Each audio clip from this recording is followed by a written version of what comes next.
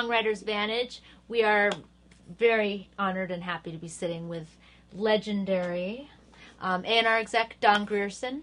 Thank you, Don, for sitting with us. As your picture above us indicates, you did get a chance to work with the Beatles. You want to elaborate on that a bit? The prize was that whoever was the winning promotion man, a Beatle, depending on schedules, would come over to America and present the Golden Apple Award to that promotion man at a party. Golden Apple Award winner, folks. I won, and George flew From over, the and they Beatles. threw a big party in L.A., and he gave me Look the... at that. And you were just on cloud... Well, it's like, are you kidding me? Hello. But I worked my ass off, you know. A&R is about instincts and gut and knowledge about what you believe works from history and what doesn't work because of, and you put it all together and you make a decision. You offer an opinion. That's all it is, really. Yeah. Nobody knows for sure. Not one person in this world can tell you what is and isn't a hit for sure or a hit act. We should know a lot about what the potential is, but we don't know for sure. So it's always an opinion. That's all I've ever had, is an opinion. Think about it. No training on anything. Wow. Never went to college. I've had an opinion. Well, you trained yourself. You had a lot of training. You hone your craft, so to speak. Yeah. You found Celine Dion. Well, the true story on that is, I was very much involved, is that the Canadian company, our Canadian company, Celine was from Quebecois. She was Quebecois from Quebec. And she sold albums since she was a kid in French. She didn't really speak English. And the Sony company in Canada, and they had a vision that was great, they signed her to do her first English album. And she was learning English at the same time. And they hired David Foster to be the producer.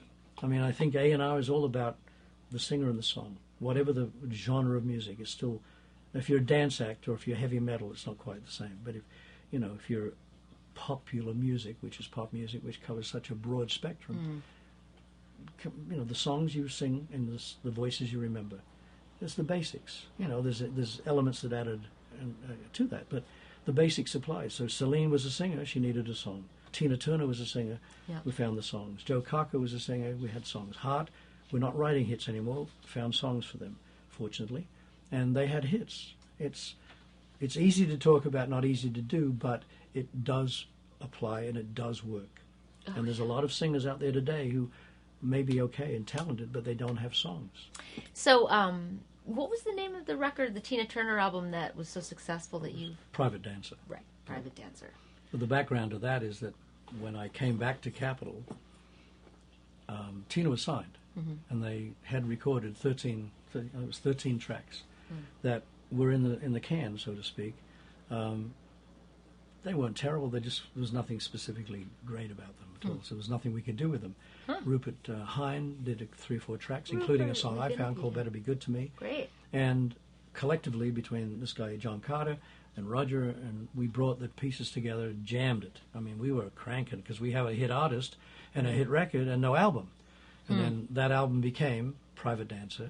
The next single was What's Will Got to Do. Oh, was the what next got single to do it. That after single. And that screamed up the charts, went to #1, and of course, as the old saying is, that the rest is history. The third song was The Flame. I just got chills. And I went, oh my God.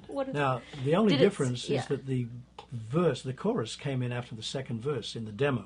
We did move it up in the master, but I thought, oh my God. Now, you just knew.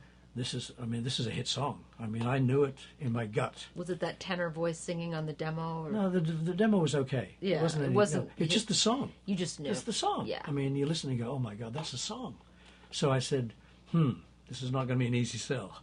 These boys, and this is not a typical Cheap Trick type song. Because it was girly. No, it was kind of pop. Yeah. But I thought, well, Cheap Trick add their touch and make it rock pop. Right. It's Cheap Trick. It works. Magic. So I said, Richie, and I sent it to him, and he goes, oh man, I agree, but boy, this is going to be tough. We get caught up in, the mix is not right, and the public go, I like it or I don't like it. Right. The key is to have them hopefully like it. Yeah. They don't analyze how long it took to record, any of the backroom fighting. They don't analyze how many tracks it cut, how long it was mastered. Right. Digital, analog, they don't care. They just go ding, ding. If it hits here, and they go, ooh, and then it hits here, you're home. That's all they care about. Of course. And it's your job to get that in front of them. Well, that's how God is to try and connect the dots for the public to go, thank you. Did they thank you? Did Cheap Trick in their own way. I've turn got an around. autographed guitar, custom-made guitar out there they gave me. You know, this is the key. Without the artist and without their art, none of us would have a job.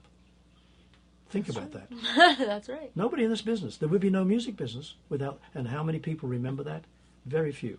Yeah. I've never forgotten it. I've been lucky, you know, coming from the boonies of Australia to doing okay, all because of the music and the artist.